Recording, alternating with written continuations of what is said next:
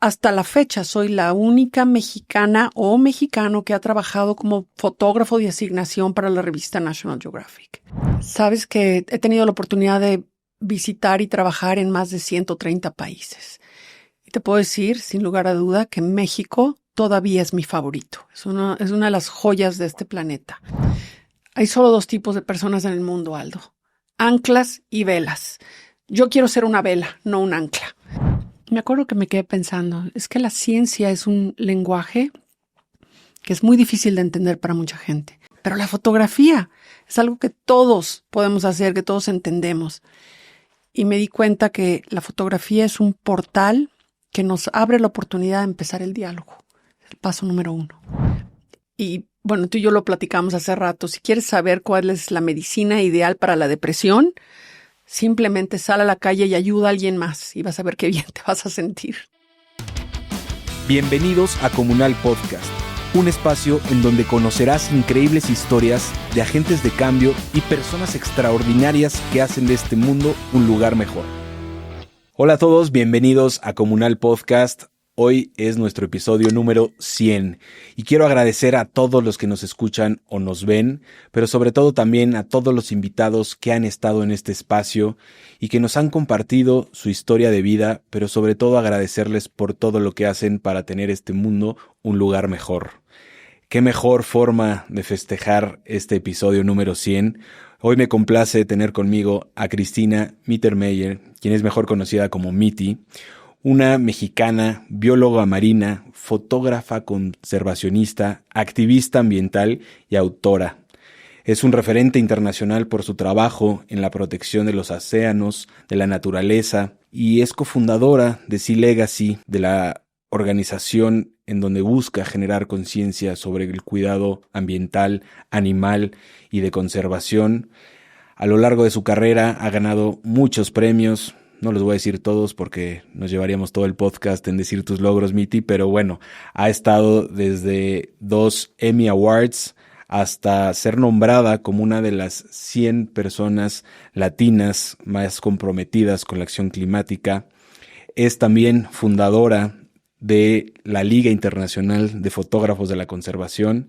Y pues bueno, podría estar aquí diciendo todo lo que ha logrado Miti, pero mejor que ella nos los diga de viva voz. Miti, gracias por estar aquí, qué honor tenerte. Te puedo decir qué gusto y qué honor estar aquí y gracias por tu trabajo. Se me hace visionario, se me hace necesario y me encanta estar aquí para apoyar y para ser parte del episodio número 100. Qué mejor manera de celebrar estos 100 historias que hemos tenido con una historia tan apasionante como la tuya. Y me gustaría empezar por entender y que la gente conozca, ¿no? Eres de la Ciudad de México, viviste en Cuernavaca, pero ¿cómo empieza ese amor y pasión por la naturaleza? Sabes que como casi siempre empieza con lo que tus papás te dan acceso, ¿no? Y mi familia, somos muchos hermanos, somos 5, entonces para entretenernos siempre nos daban libros. Y vivíamos aquí en San José Insurgentes. Mi papá iba a trabajar y luego venía a comer a la casa y siempre traía libros de la editorial Porrúa en aquella época, los libros de Emilio Salgari, Las aventuras de Sandokan y Los piratas de Montprasem, y los libros de Jacques Cousteau y National Geographic. Y yo siempre, nunca pensé que eso estaba fuera del alcance, ¿no? Y siempre tuve esa cosquillita de ver y de pasar tiempo con los animales en la naturaleza. Creciendo en Cuernavaca no era tan difícil. En los años 70, 80, cuando nos fuimos a Cuernavaca, todavía era muy rural, muy rupestre. Había muchísimas cosas lindas que ver. Y yo vivía cerca de Ocotepec, muy cerca de los indígenas tlahuicas que viven allá. Una infancia feliz. Decides estudiar biología marina, ¿cierto? Hice un trato con mi papá. Mi papá estudió en el TEC de Monterrey contabilidad y entonces él quería que yo fuera contadora como él. Y yo, para los números no es mi mole. Entonces le dije, bueno, si puedo encontrar una carrera en el TEC, puedo estudiar lo que yo quiera. Y me fui por ingeniería bioquímica en explotación de recursos marinos. En aquella época se trataba de entender pesquerías y acuacultura como una manera de generar más recursos, trabajos, alimentos para México. Y de ahí te conviertes ya en fotógrafa profesional y todo lo que es hoy en día, ¿no? Pero ¿en qué momento entendiste que pues la imagen y el capturar con la cámara estas grandes paisajes, estas grandes especies, pues tuviera tal vez un valor mayor o un impacto mayor que lo científico? Pues no fue tan lineal, ¿no? La primera experiencia que tuve que realmente me movió fue como estudiante de ingeniería bioquímica. Fuimos de observadores en unos barcos arrastreros de camarón, como estudiantes, chavos. Tú puedes imaginar a los 17 años te subes en un barco camaronero, chavita, fresa de México. Y el arte de pesca para pescar camarones es devastadora. Bajan unas redes pesadísimas que abajo traen unas planchas de acero y las arrastran por el fondo del mar. Las cicatrices que estas planchas dejan se ven desde el espacio. Y la destrucción que ocasionan no se sana en 100 años. Entonces, lo que están tratando de hacer es que las planchas al moverse asustan a los camarones brincan y caen en la red. Pero también arrastran esponjas, corales, tortugas marinas, rayas, todo lo que caiga. Por cada kilo de camarón que nos comemos, 10 kilos de otros animales mueren. Todavía, hoy en día, todavía sucede. Y yo cuando vi esa red caer en la cubierta del barco llena de animales muertos y que sin más ceremonia con una escoba los volvieron a tirar al mar, yo me acuerdo que me quedé pensando, esto no está bien, qué desperdicio. Y qué estupidez. Y en ese momento creo que fue cuando para mí fue un parteaguas que dije, yo no quiero ser parte de esto. Quiero ser parte de lo contrario, de entender la riqueza de nuestro planeta, que es la riqueza natural. Entonces traté de irme a trabajar a conservación. Y en esa época, estoy hablando de 1989, 90, pues no había ni carreras en el medio ambiente, ni biología de conservación, eso no existía. Entonces me conseguí un trabajito en un hotel en Akumal, de bióloga. El dueño del hotel quería hacer como una reserva y me contrataron para que hiciera como un levantamiento de datos de qué especies había ahí. No me pagaban, pero me daban habitación y alimento. Me pasé un año en Akumal, no sabes, mariposas, buceando diario, los changos, y ahí empecé a conocer a los jugadores de la conservación en México. Gente como Joan Andrews, que trabajaba para ProNatura, gente como Juan Besauri, que fue el director de la Reserva de la Biosfera de Siancán, Marco Lascano, que era un experto en cocodrilos, y con toda esa gente yo empecé a aprender. Llegó un momento en que el biólogo Javier de la Maza, que fue un gran biólogo mexicano, que en paz descanse, me contrató para venirme a trabajar a Conservación Internacional aquí en la Ciudad de México. Y yo tenía un trabajo súper junior, pero expuesta a todas estas cosas increíbles que estaban pasando, ¿no? Y en ese momento teníamos una oficina aquí en San José Insurgentes de Conservación Internacional y compartíamos oficinas con un fotógrafo mexicano que es súper sangrón, pero pues buen fotógrafo, Patricio Robles Gil. Y entonces yo pasaba por enfrente de la oficina de Patricio y lo veía ahí con sus transparencias. Y Patricio estaba trabajando en una serie de libros para Cemex, que eran libros de conservación. Y ese fue el primer momento en que me cayó el 20. Patricio no habla inglés o habla muy mal. Entonces me invitó a que le ayudara con esos libros. Y yo le escribía los pies de foto, le hacía las traducciones. Cuando lanza el libro y me invitan al evento del lanzamiento, ya ni me acuerdo, en la embajada de no sé dónde, me di cuenta que la gente no leía el texto del libro. Ya se tenían, imagínate el lugar, tenían las mesas así periqueras con el libro abierto. La gente estaba mirando las fotos y no solo mirando, sino que preguntando acerca de las fotos. Me acuerdo que me quedé pensando, es que la ciencia es un lenguaje que es muy difícil de entender para mucha gente. Es elitista, es de ceja elevada. Uh-huh. Y cuando tú sientes que no hablas un idioma bien, pues es intimidante y lo rechazas. Pero la fotografía es algo que todos podemos hacer, que todos entendemos. Y me di cuenta que la fotografía es un portal que nos abre la oportunidad de empezar el diálogo. El paso número 1. Y ahí decidí, me voy a hacer fotógrafa. No sabía ni de qué se trataba, Aldo, pero ahí empezó. Qué importante, ¿no? Porque es un lenguaje universal, como bien dices, y que sin duda puede ser una herramienta de transformación y cambio, que es lo que has logrado a lo largo de tu carrera. Pero ¿cómo se vieron estos primeros pasos, ¿no? Agarrando una fotografía, teniendo tus primeras expediciones. ¿Qué sentías sobre ese camino que ibas? Fue como empezarte a dar cuenta, ¿no? Sí, la fotografía es una herramienta increíble, pero las fotos por sí solas no logran nada. Es el fotógrafo, como campeón de esas fotografías, el que las puede llevar a las personas que toman las decisiones. Y entonces fue ahí donde me empecé a dar cuenta que no solo basta con ir a lugares interesantes y tomar buenas fotos, aunque lo tienes que hacer, porque las fotos malas no inspiran a nadie, sino que también tienes que convertirte en embajador y en vocero de las especies, de los lugares, de los indígenas que estás fotografiando. Y esa parte no es tan fácil. Yo tuve la enorme suerte de trabajar en conservación, de haber estado casada con Ross Mittermeier, que era presidente de la organización, y de aprender mucho el papel de la diplomacia. Uno tiene que ser científico, tienes que ser comunicador, pero lo más importante es que tienes que ser un diplomata, porque un día puedes estar hablando con un jefe de una tribu y al día siguiente reuniéndote con el presidente de la República. Y poder traducir los imperantes de la conservación a un lenguaje que inspire a la acción, ese es el truco bueno. ¿Cómo lograr eso? O sea, ¿cómo empezar a tener ese ojo, ¿no? Más allá de la parte obviamente técnica del uso de la cámara y todo esto, de la narrativa, de contar una historia detrás, ¿no? O sea, al principio tú sabes por lo que vas a ver qué me encuentro. O sea, cuéntame cómo es ese trabajo creativo previo a contar una historia. Buenísima pregunta, Aldo. Creo que es un trabajo que te fuerza a ser humilde. Porque el fotógrafo con ego va a fotografiar un catálogo de todo lo que ve, ¿no? Elefante, check. Tigre, check. Y la verdad es que el planeta Tierra no es un catálogo de especies, es una serie de relaciones y conexiones. Y ese es el truco grande, ¿no?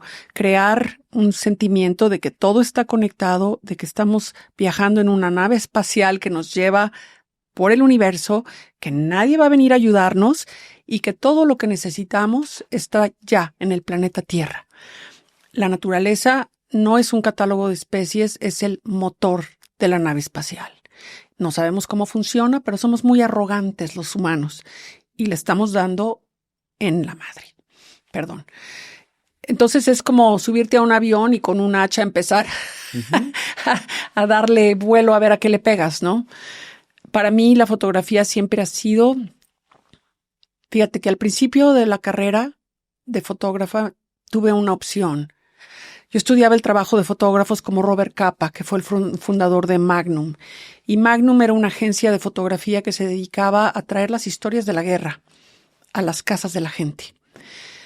Susan Sontag escribió que en ausencia de esas fotografías no nos importaría lo que pasa en el frente de guerra, que es responsabilidad del fotógrafo traer esas imágenes y responsabilidad del que las ve, no mirar a otro lado. Yo me quedé pensando, pues la guerra de la biodiversidad, la guerra contra la biodiversidad no es muy diferente.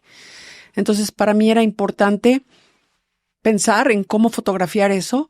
Y hubo un momento así como un parteaguas, otro, en el que tú puedes optar y decir, voy a fotografiar todos los horrores de lo que está pasando, los rinocerontes sin cuerno, los elefantes muertos, lo que sea. O me inspiré mucho en los speeches de Martin Luther King. Y Martin Luther King no decía, tengo una pesadilla. Nos dijo, tengo un sueño. Y para mí ese destino manifiesto es súper importante. Lo que tú sueñas, lo que tú piensas es lo que se vuelve realidad. Pero qué difícil, ¿no? Desde una parte, y me encanta cómo le dices, positiva o negativa, hacia dónde le quiero ver, pero habiendo tanto negativo y tan poca, y ahorita hablaremos de hope y todo esto, ¿no? Pero de la parte de la esperanza, ¿no? Estamos viendo en nuestra cara cómo está el cambio climático, cómo están ocurriendo todos estos fenómenos y temas naturales, pues que antes no ocurrían y que estamos generando un impacto, pues por la sobrepoblación o lo que sea, ¿no? Pero cómo llevarlo de una manera positiva.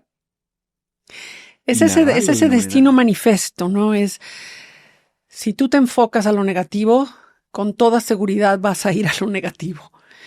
Y sin embargo, para gente como yo que tengo la oportunidad de viajar a lugares que todavía hay silvestres, te das cuenta de no solo de que hay todavía muchísima naturaleza, las ballenas todavía están en el mar. Y cuando las ves, hay que verlas con asombro y pensar, estos animales no son muy distintos de los dinosaurios que vivieron hace tantos años y todavía están vivas. Qué maravilla que viven en nuestro planeta. Pero al mismo tiempo, ya se me olvidó el hilo de lo que te iba a decir. Sí, de verlo desde la parte negativa o claro. de la desesperanza hacia algo positivo. Lo único que escuchamos en las noticias es lo malo. Y como te platicaba hace un rato, el 80% de las noticias del planeta se generan en los Estados Unidos. Y esas grandes cadenas noticieras generan muchísima utilidad de las malas noticias y del fatalismo, ¿no? Imagínate, 80% de las noticias que se ven alrededor del mundo son malas noticias. Sin embargo, yo te aseguro que hay muchísimas cosas buenas que están pasando y que la gente ni se entera porque no salen en las noticias. Correcto. Mira, acaba de pasar algo increíble. Más de 60 países, de hecho ya son casi 80, firmaron un tratado internacional para proteger el alta mar. Como tú sabes, todos los países tienen una zona exclusiva, pero fuera de esa zona exclusiva, pues no le pertenece a nadie, ¿no? Y ahí es donde oímos las historias de las flotas chinas que vienen a devastar. Bueno, pues ahora por primera vez, más de 80 países se han juntado para decir eso hay que protegerlo. Esas son ganancias de conservación monumentales, enormes. El fatalista te diría, no sirve de nada, no va a funcionar. El optimista, como yo, si me regalan una bolsa de caca de caballo, yo no voy a decir, ¿por qué me regalaste? Yo diría, ¿dónde está el pony? ¿No? Claro, claro. Y tenemos la oportunidad de hacer algo enorme con eso. Hay solo dos tipos de personas en el mundo, Aldo. Anclas y velas. Yo quiero ser una vela, no un ancla. Entonces, yo soy optimista por naturaleza y trato de enfocarme al optimismo porque hacia allá es a donde quiero ir. Sin duda, y eso es lo que nos trae esperanza, que platicaremos ahorita a detalle, pero me gustaría que también nos llevaras por, bueno, obviamente yo también de chico, ¿no? Veía estas revistas de National Geographic, ves a la naturaleza, yo me echaba todos los documentales en la tele, y tú ya llegas a eso, ¿no? ¿Cómo ha sido este camino? Cuéntame estas expediciones, ¿no? En donde has estado en el Círculo Polar Ártico, ¿no? Con los osos polares, con las ballenas, en el Amazonas, o sea, todas estas experiencias, digo, cuéntame alguna, ¿no? Que de las que más te ha marcado. Sabes que ser mujer y ser mexicana han sido los dos hándicaps más grandes de mi vida. Y ser mujer ha sido mucho más difícil que ser mexicana. Pero al mismo tiempo, es esas dos posturas que no puedo negociar, porque soy estas dos y estoy orgullosa de ambas. También han sido como superpoderes. Los mexicanos somos increíblemente talentosos, creativos, ingeniosos, divertidos, fáciles de trabajar. Y creo que ser mexicana me abrió muchísimas puertas, por ejemplo, para llegar a National Geographic, ¿no? Hasta la fecha soy la única mexicana o mexicano que ha trabajado como fotógrafo de asignación para la revista National Geographic. Me da muchísimo orgullo. No fue fácil. Me pasé más de una década siendo asistente de mi esposo y él fue el que fue mi campeón y dijo, tienen que ver el trabajo de Cristina. Pero creo que es esas cualidades de ser mexicana que me abrieron muchísimas puertas. Y la otra, que la gente te subestima, ¿no? Dice, esta chava mexicana, ¿qué va a poder hacer? ¡Ta-ta! No, y eso es triste porque hasta que brillas en otros lados, luego es cuando aquí te reconocen, ¿no? Y debería ser al revés, impulsarnos como mexicanos para brillar en otros lados y no al revés. Sí, pero hay una historia que nos contamos los mexicanos dentro de nuestra propia cabeza, ¿no? Y creo que es producto de la colonización, es producto del mestizaje, es producto de lo que somos, ¿no? Y es la historia de que no somos suficientes y no valemos. Y yo desde niña me rehúso a creer esa historia. Entonces, para mí siempre ha sido súper importante cuando me dicen no se puede, yo digo, esperen, yo les voy a mostrar cómo sí se puede. Y la verdad es que si yo lo he podido hacer, cualquiera lo puede hacer. Obviamente es un trabajo dificilísimo, ¿no? El estar buscando una historia en específico, pasas meses en condiciones pues muy difíciles. Platícame alguna expedición. Sabes que he tenido la oportunidad de visitar y trabajar en más de 130 países. Y te puedo decir, sin lugar a duda, que México todavía es mi favorito. Es una de las joyas de este planeta. Pero sí, para poder avanzar en mi carrera he tenido que trabajar en el Ártico, en Groenlandia, en Antártida, como fotógrafa de asignación para National Geographic, haciendo fotografía submarina en la Antártida. Y cuando tienes una oportunidad así, pues no puedes sentarte a decir, ay, yo no me quiero mojar el pelo o me da frío. Tienes que decir, ¿dónde me meto? Y sabes que yo muchas veces pienso en todo lo que la gente que no tiene trabajo, la gente que no tiene manera de vivir lo que ellos sufren. Yo digo, sufrir porque me tengo que meter al agua fría a trabajar con National Geographic, pues no es sufrimiento, la verdad. Y qué orgullo, porque ser fotógrafo no es fácil. Tienes que aprender a manejar no solo el aparato, la cámara, sino que el lenguaje de fotografía es como aprender un idioma. Primero aprendes cómo funciona la apertura, cómo funciona el f-stop, los diferentes tipos de filme, y ese es como tu primer vocabulario. Poco a poco lo puedes empezar a poner en párrafos. Un día podrás escribir un libro, y si te conviertes en un agente que conoce la fotografía, puedes hacer poesía. Entonces, poder llegar ahí a tener un aparato que traduce lo que está en tu mente, ese es el gol del fotógrafo. Y de ahí hacer imágenes icónicas, porque las imágenes que se olvidan no sirven para nada. Pero creo que ese es uno de los grandes secretos de la fotografía, que tiene el poder de entrar en nuestra conciencia colectiva. Si yo te digo, Aldo, piensa en el Che Guevara, ¿qué foto se te viene a la mente? Sí, la típica de Korda, que es una de las fotografías más famosas del mundo. Si yo te digo Vietnam, niños napalm, sabes exactamente de qué fotografía estoy hablando. Entonces, uno como fotógrafo aspiras a hacer ese tipo de trabajo inolvidable que entra en el colectivo, en la conciencia del colectivo, ¿no? ¿Cuáles consideras que han sido tus fotos más icónicas desde tu punto de vista, más allá de si son las comerciales o las más reconocidas, ¿no? Tú desde tu historia, las que digas, es que estas son joya para mí. Mira que tuvimos la oportunidad con Sea Legacy, mi organización, de trabajar con una confluencia grande de organizaciones para establecer ¿cómo se dice en español? El Eastern Tropical Pacific Seascape. Es una área marina protegida que existe entre Costa Rica, Panamá, Colombia y Ecuador. Y este trabajo surgió porque gente muy joven que trabajaba para el Ministerio del Medio Ambiente de Panamá me hablaron por teléfono. ¿Puede Sea Legacy venirnos a ayudar? Porque el presidente Laurentino Cortizo está listo para expandir el área marina protegida de Panamá al 30%. Y necesitan apoyo del público, necesitan que contrarrestemos la historia que cuenta la industria pesquera.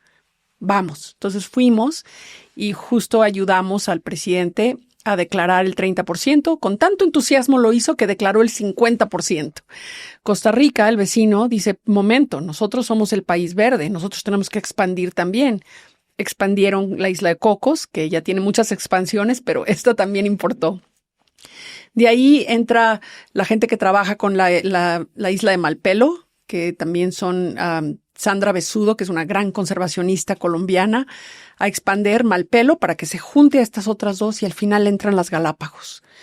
Y ahí surge la expansión, la creación de una nueva área marina protegida que se llama La Hermandad, que junta todo para crear una zona migratoria donde las especies de tiburones, ballenas, etcétera, que salen de las Galápagos, que está protegida, ya no pueden caer en la industria pesquera. Ahora hay un área protegida que las lleva hasta Panamá. Entonces, la imagen que se volvió como icónica de esa campaña es una imagen de un lobo marino de Galápagos que está saliendo a la superficie a respirar y está rodeado de peces cardenales. Sí. Esas imágenes me dan muchísimo orgullo. Y además me hace una imagen hermosa, aunque andaba un tiburón galapagueño cazándome. Ya esa es la otra parte de la historia, ¿no? Que eso es lo que me gustaría conocer, sí. ¿No? Esa parte, pues, que no vemos, ¿no? Todas las dificultades para tomar en el preciso momento el momento correcto. Mira, te cuento que mi esposo Paul hace mucho video y yo hago mucha fotografía. La fotografía submarina por necesidad tiene que tener flash, tienes que iluminar. a la gente que está haciendo el video, bueno, me quieren matar, ¿no? Vete con tus flashes para allá. Entonces siempre terminamos buceando separados. Tienes que ser muy buen buzo para poder hacer eso, porque tu vida depende de ti y no tienes dive buddy, ¿no? Entonces, en esas estábamos haciendo esos trabajos cuando de pronto me doy cuenta que hay un tiburón enorme y no anda atrás de mí, anda atrás de los lobos marinos, ¿no?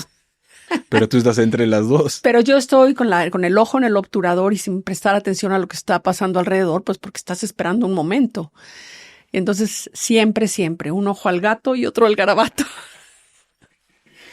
Oye, a ver, hablamos mucho obviamente del tema de la naturaleza, de los animales, pero a mí me gusta también esta parte social, ¿no?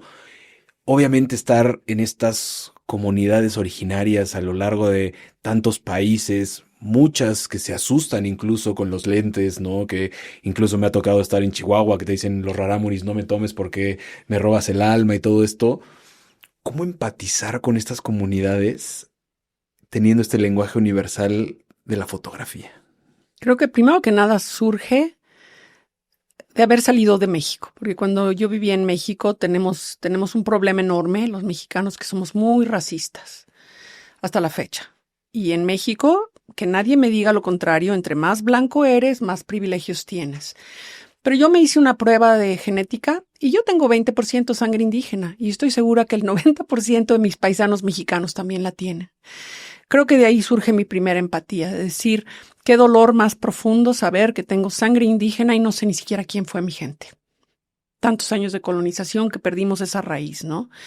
Pero pasando el tiempo con los pueblos originarios de otros países, en Brasil, en Nueva Guinea, en India, te das cuenta de que hay una red invisible, que es una red de valores universales sobre cómo vivir en armonía con el planeta y con las generaciones futuras. Y no importa con qué tribu estés hablando, siempre hay un elemento de reciprocidad, de respeto por la naturaleza y de pensar en quién viene después de ti. Lo que hoy nos toca disfrutar en este planeta no es solo para nosotros. Y sin embargo, creo que con el advenimiento del capitalismo hace 250 años, se cambiaron los valores de la humanidad al punto en el que nos encontramos hoy. Y lo que estamos viendo hoy, Aldo, el cambio climático, el fascismo, el genocidio, no son fenómenos independientes, son fenómenos conectados que son producto de un sistema fallido. Y cambiar ese sistema es la tarea, es la labor. Y no toca que la haga solo gente como yo, sino que nos toca a todos, ¿no? Participar desde cualquier ángulo que podamos. Entonces, los pueblos originarios no son solamente algo lindo para fotografiar. Ellos son los guardianes de lo poco que queda de la naturaleza. Guardianes, aunque son menos del 5% de la población del mundo, son guardianes del 80% de la biodiversidad que queda. Y saben cómo hacerlo. ¿Y sabes algo más? Que cuando tú le devuelves la tierra a los pueblos indígenas, como lo ha hecho la presidenta Sheinbaum, ellos restauran los procesos ecológicos. Lo hemos visto en muchísimos lugares. Entonces, yo siento, y aunque no estoy de acuerdo con todas las políticas de este gobierno, con esas sí estoy de acuerdo. Hay que apoyar a los pueblos indígenas. ¿Cómo ha sido tu experiencia y cómo te acercas a estas personas en otros países, ¿no? Porque tal vez en México, pues, compartes, ¿no? Ciertas cuestiones que es mucho más fácil, ¿no? El lenguaje, el idioma, entiendan o no, pero pues acercarte con una persona en alguna comunidad remota en Nueva Guinea, en donde no tienes ni idea de cómo acercarte a ellos por usos, costumbres y todo esto, pero que te acepten y que justamente lo decías, estos valores universales transfieran hacia la empatía. Sí, sabes que la fotografía puede ser muy explotativa, ¿no? ¿Se dice explotativa en español? Sí. Sí. Puede explotar, ¿no? Entonces yo creo que te acercas como te acercarías a la casa de cualquier persona, con respeto, pidiendo permiso y nunca llegando. Ya llegué con mi cámara a tomar fotos. Entonces siempre trabajo con antropólogos, con científicos, con gente que ya tiene relaciones establecidas y aunque hay mucho debate acerca de si le pagas o no le pagas a la gente, a mí me gusta compensar a las personas por prestarme su tiempo. Entonces, para mí siempre es una cuestión de reciprocidad. Y yo creo que yo hago algo que muy pocos fotógrafos hacen. Yo devuelvo a las comunidades y cuando yo vendo mis fotografías, el dinero que gano lo comparto con aquellos que fotografié. No tengo relación con todo mundo que esté en las fotos, pero con muchos sí. Y yo te puedo decir que cuando puedo les comparto parte de mis ganancias. Ahora me toca ir a Etiopía de regreso y las mujeres en estos lugares remotos sufren, creo que mucho más que otros. No tienen ningún tipo de documento, no tienen ningún tipo de poder. Y lo poco que ganan se los quitan los maridos, como en muchos otros lados. Entonces yo voy con una camioneta cargada de grano, de medicina, de libros para los niños, de jabón. Quieren jabón, ¿tú puedes creerlo? Sí, sí. Para devolver, para que ellos sepan que no todos los fotógrafos vienen nada más a tomar, sino que también a devolver. Y ahí tienes una frase, bueno, un pensamiento y una reflexión que me encanta, que es: no es más rico el que más tiene, sino el que más regresa y retribuye a la sociedad. ¿Qué has aprendido de estos pueblos en la forma en la que viven en comunidad y no en este individualismo que luego puede ser el que nosotros estamos acostumbrados a generar, a tener, y a esta ambición desmedida que tenemos en Acabas de identificar la enfermedad que está matando a la humanidad, que es el excepcionalismo personal. Yo primero. En las comunidades indígenas eso no existe y de hecho se castiga, ¿no? Para poder sobrevivir en una sociedad remota, pequeña, tiene que haber un sentido de comunidad. Entonces la persona más rica de la aldea no es el avaro que se ha quedado con todo para sí mismo, sino el que comparte más, el que eleva más, el que ayuda más. Y bueno, tú y yo lo platicamos hace rato. Si quieres saber cuál es la medicina ideal para la depresión, simplemente sal a la calle y ayuda a alguien más y vas a ver qué bien te vas a sentir. Correcto. Fíjate que sentarte alrededor de una ¿cómo se dice? Un campfire. Una fogata. Fogata. Español olvidando, perdón. Una fogata, a escuchar a los ancianos de otra tribu hablar de estos valores, porque estas no son enseñanzas que existen en un libro de texto, no son conocimiento que se pasa de generación a generación en sus canciones, en sus danzas, en los rituales, y se están perdiendo. Si la biodiversidad es importante para la humanidad, el conocimiento indígena es no menos importante y lo estamos perdiendo al doble de la velocidad. Cuando yo nací en los años 60 se hablaban 6,000, 7,000 idiomas en el planeta Tierra. Hoy menos de la mitad todavía se les susurran en los oídos de niños. Hemos perdido ese conocimiento que no son solamente verbos y gramática, ¿no? Es un horizonte diferente, una manera diferente de posicionarte en el mundo. Cuando hablas otro idioma, y yo, porque hablo inglés y español perfecto, me doy cuenta que cuando hablo español, hablo en otro universo, hablo en otro plano, ¿no? La X y la Y, también la Z. Y los americanos que desgraciadamente tienen una pobreza de idioma, les faltan muchas palabras para expresar empatía, compasión, comunidad. Hablando de comunidad, hiciste esta comunidad de fotógrafos por la conservación. Platícame y luego me arrepentí. Cuéntame de este proyecto. Muy joven, empezando a trabajar en la fotografía. Yo quería ser fotógrafa de vida silvestre por la egoísta razón de que me gusta pasar tiempo con los animales.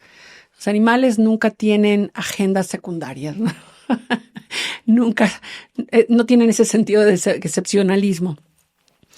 Entonces yo quería ser fotógrafa de naturaleza y para poderlo hacer, pues empiezas a ir a las conferencias de fotógrafos, ya sabes, me compré mi cámara, empecé a tomar mis cursos y cuando participaba en esas conferencias me di cuenta de que los fotógrafos casi siempre eran hombres de edad media y gente con recursos, ¿no? Y yo les levantaba la mano y les preguntaba, ¿qué no podremos usar nuestras fotos para hablar de algo más que la cámara y el filtro y el lente? ¿No podríamos hablar tal vez de cómo proteger las cosas que fotografiamos?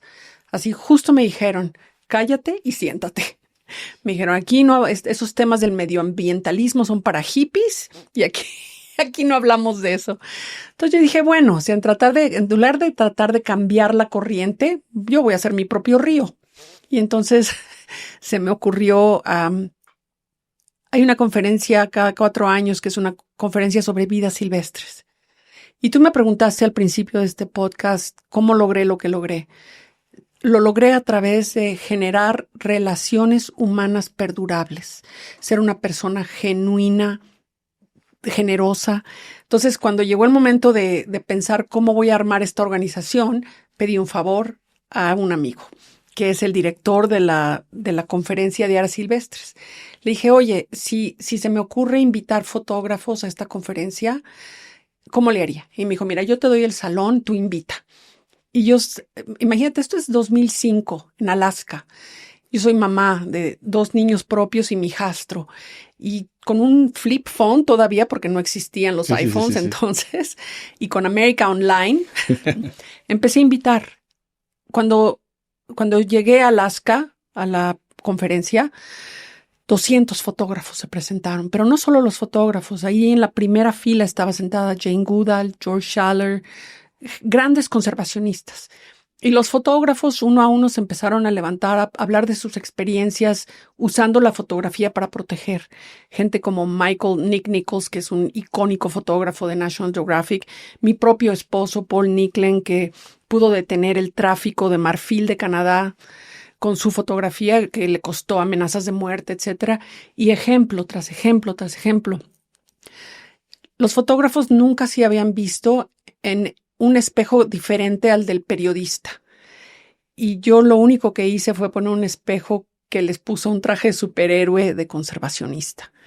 Y en esa misma conferencia decidimos crear la organización y yo de voluntaria me apunté a ser la directora y armar todo lo que pasa atrás de bambalinas de una organización. Estoy súper orgullosa de haberlo hecho. La Liga Internacional de Fotógrafos de Conservación cumple 20 años. Wow. Tienen fotógrafos excepcionales haciendo trabajo increíble en muchas partes del mundo. Te contaba que ahora me toca ser la directora invitada del Festival de Cine de Telluride, el Mountain Film Festival. Y uno de los filmes que queremos mostrar, que se llama Capturado, muestra animales que son ahora sí que secuestrados del medio natural, los mantienen en jaulas y se los rentan a los fotógrafos y a los cineastas para que te salga la foto perfecta del lobo. Esta película, la protagonista, Melissa Groh, es miembro de la Liga Internacional de Fotógrafos de Conservación y varios otros de los fotógrafos que salen ahí. Entonces me da mucho orgullo que esa pequeña idea nacida de la generosidad y la compasión y las ganas de servir haya germinado. Qué increíble. Y pensando un poquito en esta parte de conservación, de impacto, ¿no? ¿Cómo logramos medir? Creo que es difícil medir la conciencia humana. Imposible. ¿Cómo logras ver ese resultado del impacto de todo lo que haces a través de la comunicación, de todo lo que generas en cuestión de transformación? No sé si me explico. Creo que es súper importante, te lo digo como matriarca, mucho mayor que tú, que no intentes medir. El trabajo que tenemos que hacer es sembrar una semilla sin esperar nunca sentarnos en la sombra del árbol que va a crecer. Nunca sabes. Y la conservación, más que casi ninguna otra causa, puede llegarse a tomar décadas, porque cambian los gobiernos, cambian los ministros, cambian los intereses de las comunidades. Entonces es un trabajo de paciencia y de determinación, y el que gana es el que se queda a hacer el trabajo, ahora sí que con humildad. Este trabajo que te contaba de Panamá y de Costa Rica demoró 20 años. Yo me acuerdo cuando el científico al que se le ocurrió la idea la sacó en una conferencia y 20 años después, no solo yo ni Sea Legacy, sino que miles de personas que han participado desde su ámbito, logramos crear esta área marina protegida.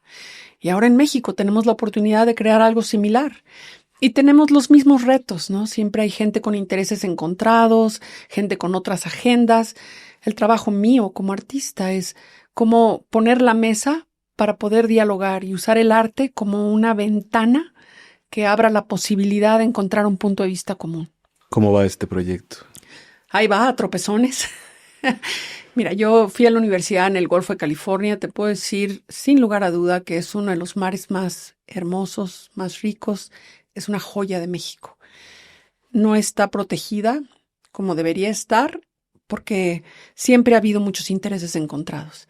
Pero ahora surge una idea, y esta idea surge porque México firmó un compromiso junto con muchos otros países. Si queremos atender el cambio climático, tenemos que proteger por lo menos 30% de la naturaleza terrestre y marina. México es parte de ese compromiso y estamos muy lejos de llegar. Hemos protegido menos del 8% de nuestros mares. Entonces, esta idea que surge de proteger el Golfo de California a través de una reserva de la biosfera es solo una propuesta, ¿no? Y claro, los que la proponemos, muy, muy dispuestos a escuchar otras ideas.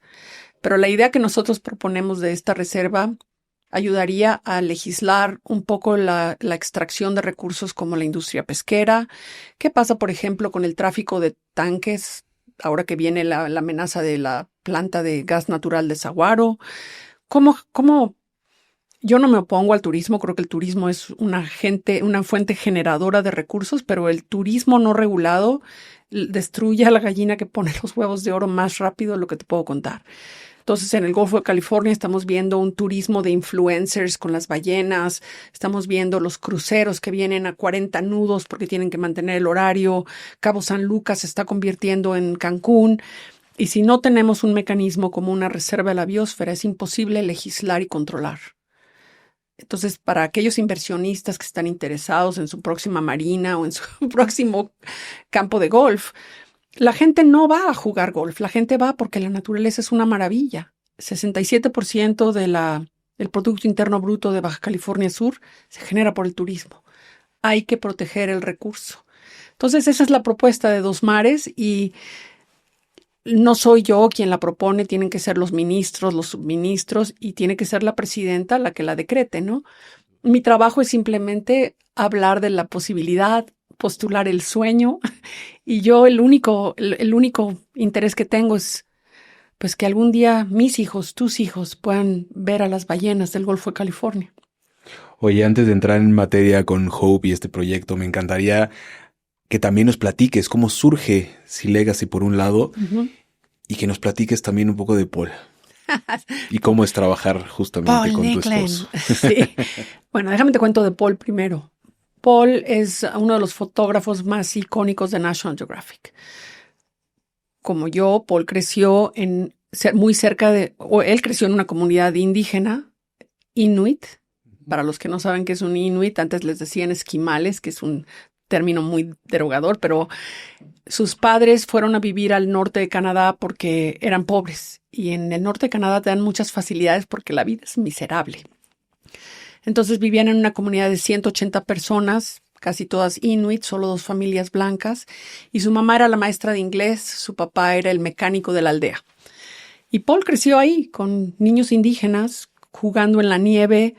Sus amigos eran los osos polares y las focas.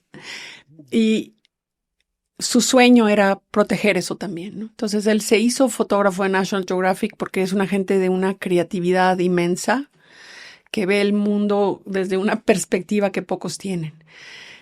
Y Paul es una gente, es muy generoso, es uno de los mejores buzos, es uno de los mejores exploradores, pero no sabía mucho de conservación. Entonces Paul y yo nos conocimos en la cafetería de National Geographic y primero nos hicimos amigos y terminamos siendo pareja. Ya tenemos 15 años juntos y fue Paul el que tuvo la idea.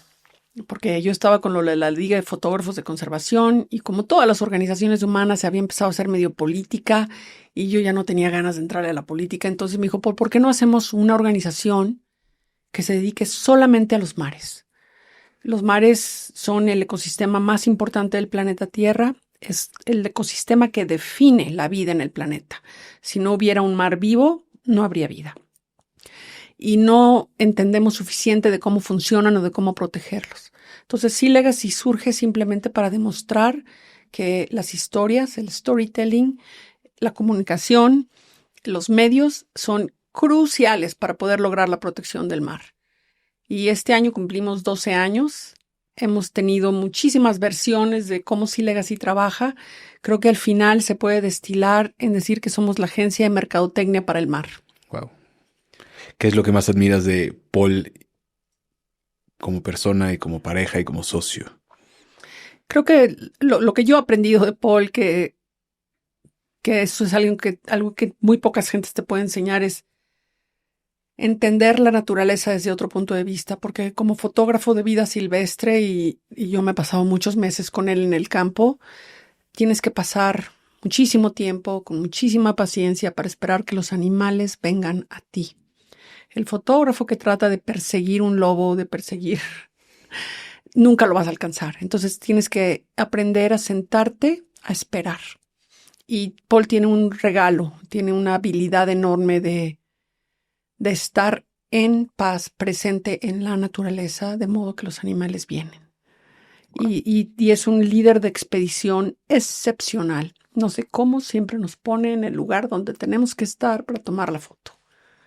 Como papá. Es padrastro, Paul nunca tuvo hijos, es padrastro de mi hija Juliana. Es mucho más estricto que yo. Yo soy de manga ancha, anchísima. Pero Paul tiene mucha generosidad, mucha compasión. Pero él no tuvo hijos porque no quería impactar el planeta. Wow. Se habla mucho de eso. Uh-huh. Pero también creo que es importante hacer conciencia de qué hijos vamos a dejar al mundo, ¿no? Y cómo los estamos educando, uh-huh, y cómo pues ellos pueden ser estos agentes de cambio. Platiquemos ahora de Hope. uh-huh. Miti, ¿consideras que hay esperanza? Claro que hay esperanza. Mira, Hope, mi libro, Esperanza, surge en un momento en el que se reelige y inmediatamente empieza la narrativa de que va a salirse del Tratado de París, de que va a empezar a eliminar los parques nacionales. Y yo me sentí en un momento desesperanzada. Y pensé, ¿sabes qué? Que mi chamba es dar esperanza y yo no tengo el lujo de sentarme a sentirme deprimida. Entonces me tengo que construir mi propia balsa de salvavidas. Y me puse a pensar, ¿qué es lo que me da esperanza a mí?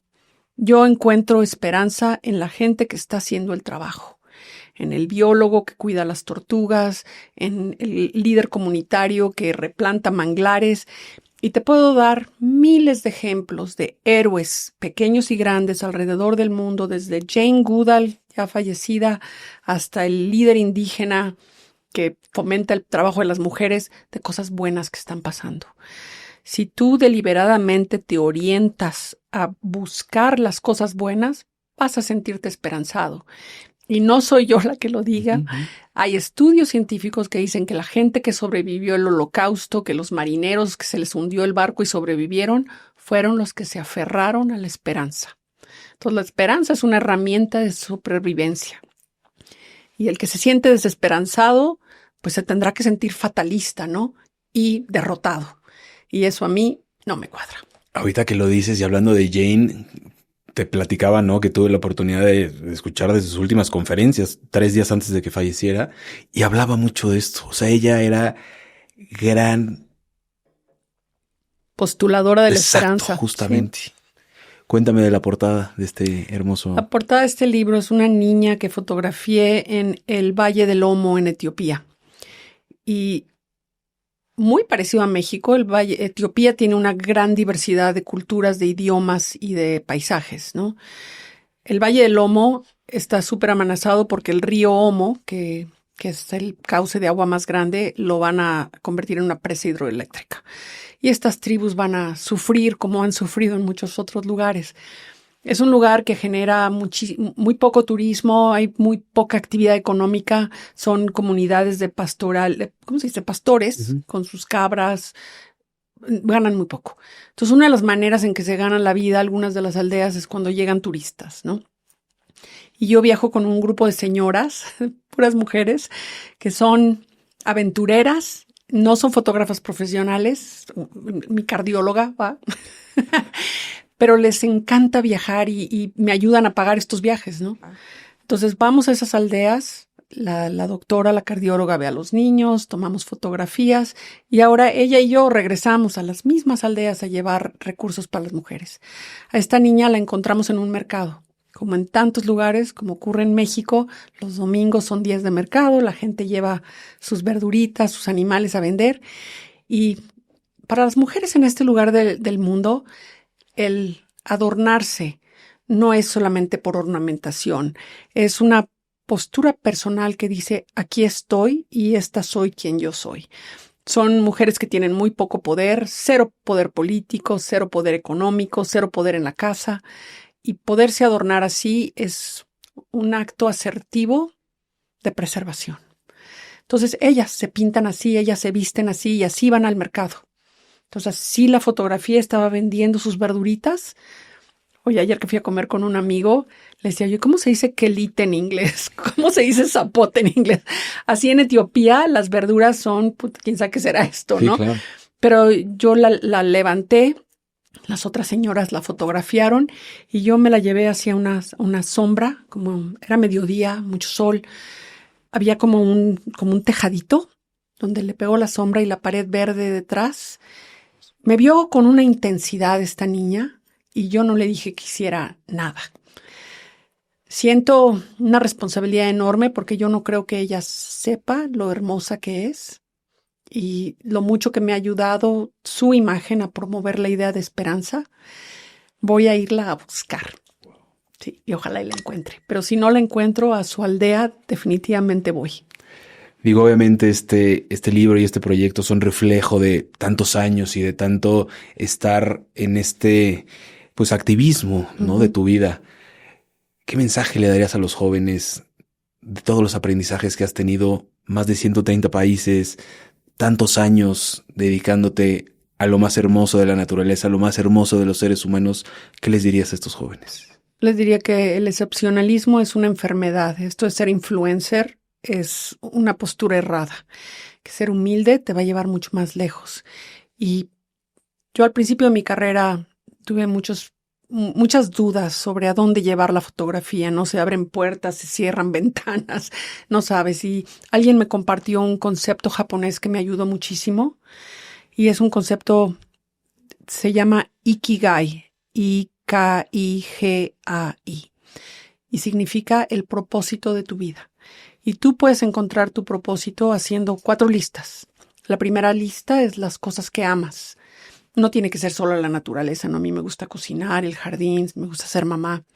La segunda lista es las cosas para las que eres bueno, no siempre las mismas. La tercera lista, muy importante, ¿de dónde viene el dinero? ¿Qué paga? Pero la cuarta lista es donde la mayoría de la gente se queda corta y nunca llega. ¿Qué es lo que el mundo necesita? Cuando tú encuentras la confluencia de esas 4 listas, habrás encontrado el propósito de tu vida. Ni un día más te levantarás a trabajar, te vas a levantar a cumplir tu propósito con gusto y con alegría. Se refleja y se ve y se vive esto que comentas, este propósito, esta plenitud. El año pasado tuviste la oportunidad de dar una conferencia en Davos, en el Foro Económico Mundial, hablando con los mayores líderes, los que ponen esta agenda mundial, estos temas, ¿no? ¿Cómo fue esa experiencia? Fue un proceso desgarrador, ¿no? Porque yo, como muchos, vivimos atrapados en un sistema capitalista. Entendemos que la globalización y el capitalismo que nos da todas las comodidades de nuestra vida es lo mismo que nos está destruyendo. Al mismo tiempo, qué oportunidad para mí de poder ir a presentar mi trabajo y de hablar. Entonces yo me propuse ir con un mensaje muy simple. Los otros 8 billones de personas que no son invitadas a tener voz aquí, especialmente los indígenas, que no les dan la oportunidad de participar, yo voy a ser su voz. Y a mí sí me invitaron. Entonces yo fui y en la oportunidad en la que me tocó hablar, les conté de la problemática, les conté del sueño, de la posibilidad y les di tarea. Les dije a todos los que son jefe de corporación, jefe de gobiernos, les recomiendo que contraten a 2 personas más. En la mano derecha un biólogo que les diga cómo navegar la nave espacial y en la mano izquierda a una persona indígena que les enseñe los valores a dónde tenemos que ir. Porque ustedes, los pilotos de la nave espacial, claramente no saben cómo funciona. Sin duda. Y nos están llevando al desastre. Sin duda, creo que ese ego desmedido es lo que está ocasionando todos estos problemas y siendo esta voz de esperanza, de activismo, la verdad es que es para nosotros un gusto poder tenerte aquí, platicar contigo y me gustaría también saber qué sigue para los próximos años para Miti, qué tienes en mente de todos estos grandes proyectos. Sabes que me gustaría nada más que ser artista y acabo de descubrir una nueva fuente de creatividad que no tenía. El año pasado renuncié a mi ciudadanía americana, que con tanto trabajo conseguí mi pasaporte americano, etcétera. Con lo que está sucediendo en los Estados Unidos, yo por principio no puedo ser partícipe, ni quiero que mis impuestos ayuden a contratar un ejército que trata así a los mexicanos. Así que a mí no me importa, yo les devolví su pasaporte. Pero en ese proceso de entrar con los papeles y dónde está mi acta de nacimiento, encontré unas cajas de papeles de cartas de amigos de la prepa, de mi papá, de mi abuelita, las cuentas de banco de cuando estaba en la universidad y no tenía ni un peso. Son los libros de Emilio Salgari, los papeles que han definido mi vida de buena manera y de mala. Y me quedé pensando, somos humanos, somos más que los papeles que nos definen. Esta gente que no tiene documentos, que los tratan como animales, son más. Y me quedé pensando, ¿cómo les quitas el poder a esos papeles? Pues los voy a destruir. Entonces, la primera caja la quemé y luego me arrepentí. Y luego pensé, ¿qué tal si conviertes cada pedazo de papel en el pétalo de una flor? Y en lugar de destruirlos, los ofreces como ofrenda a la gente que no tiene. Entonces, aquí en Sonamaco, esta semana presento mi primera pintura. Los papeles de mi vida. Wow, qué hermoso. Gracias por abrir esa parte tan reflexiva y tan importante. Sin duda, creo que hay mucho por hacer. Creo que eres un referente. Gracias. Lo estás haciendo, eres una inspiración. Muchas veces pasa, ¿no?, que vas recorriendo este camino tan difícil, ¿no?, en donde pues la esperanza es lo último que muere y lo que no queremos que muera. No puede morir. Pero hoy sí te puedo decir que es increíble todo lo que has hecho, todo lo que has logrado, todo el camino y la humanidad que nos reflejas, y eso sigue inspirando y eso va a seguir trascendiendo a lo largo, pues, de muchos años. Puedo decir algo que no es algo que haga sola, es algo que siempre se hace en comunidad, se hace gracias a gente como tú que me da el micrófono, la gente de mi equipo que son maravillosos, todas las organizaciones que me dan la oportunidad de trabajar. Y bueno, ahora vengo a México a regresar de expatriada, a volver a venir a vivir a un país que ya no conozco, y vengo con muchísimo entusiasmo de volverme a ser mexicana y de poder contribuir todo lo que he aprendido al país que más amo. Increíble. ¿Dónde te puede encontrar la gente? ¿Cómo se puede sumar a todos estos proyectos? Bueno, en mi trabajo de artista, que es mi altavoz, esta semana tengo el enorme honor de estar en la feria de arte más grande y más importante de Latinoamérica. Gracias, Cédica, por lo que has hecho por México y el arte, Sonamaco. Y tengo ahí una presentación de mi trabajo con una galería londinense muy importante que se llama Imágenes Icónicas. Entonces ahí voy a presentar una parte de mi trabajo, la otra parte, y voy ahí con patrocinio de una compañía que apoya muchísimo trabajo, que no sé si la habrán oído, se llama Rolex. Y mira qué curioso dato, el otro día leía yo de su fundador y no sabía que es una non-profit. Claro, Rolex no es una compañía publicly traded company, ¿no? Nadie sabe cuánto ganan, pero son una de las marcas más grandes, más importantes, y dentro de los principios de su fundación es la filantropía.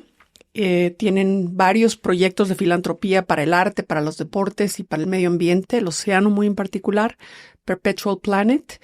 Y yo les puedo decir que Rolex no sabe lo que significa greenwashing.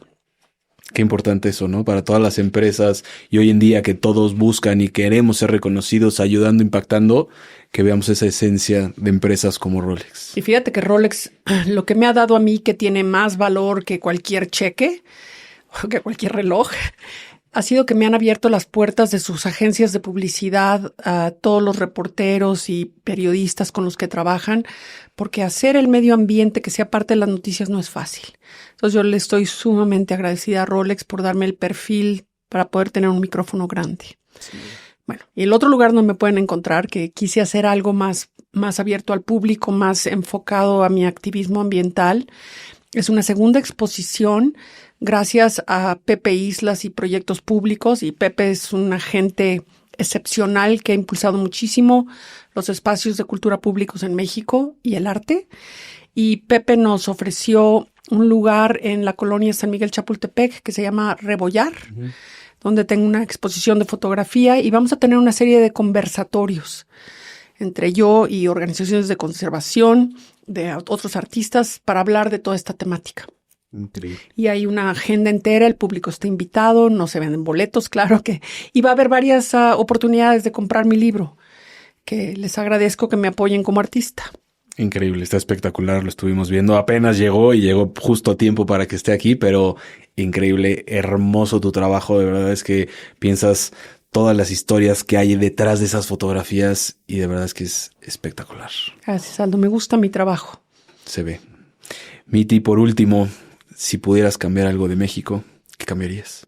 Mira, cuando salí de México me di cuenta que en México tenemos esta narrativa en nuestra cabeza de que México de alguna manera no hace las cosas bien, que no sé, es una narrativa y la oigo en todas partes. Es que México no es cierto. México es un país excepcional y los mexicanos somos una gente de una calidad. No puedo decirte, no hay con quién compararla.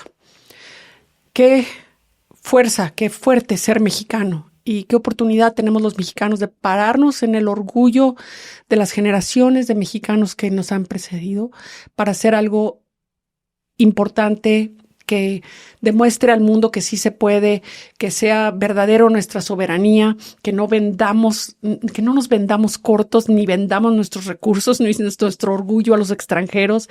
Y creo que Trump, de alguna manera, nos ha abierto esa posibilidad, porque con la manera en que ha tratado a Canadá y a México, sus dos aliados más importantes, no nos deja otra opción más que mirar hacia otras oportunidades.